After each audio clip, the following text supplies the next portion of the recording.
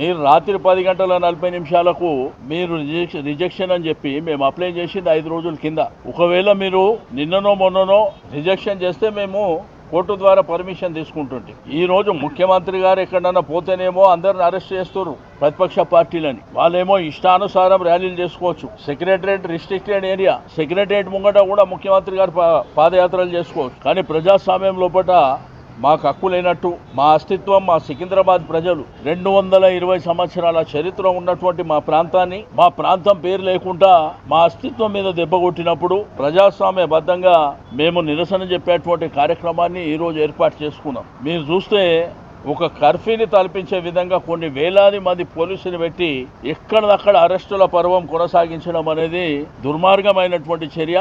దీన్ని తీవ్రంగా ఖండించడమే కాకుండా మళ్ళా ఫస్ట్ వీక్లో కోర్టుకు పోతాం, న్యాయపరంగా పర్మిషన్ తీసుకొని మళ్ళీ ర్యాలీ కంటిన్యూ చేస్తామని చెప్పి నేను ఈ సందర్భంగా తెలియజేస్తా ఉన్నాను.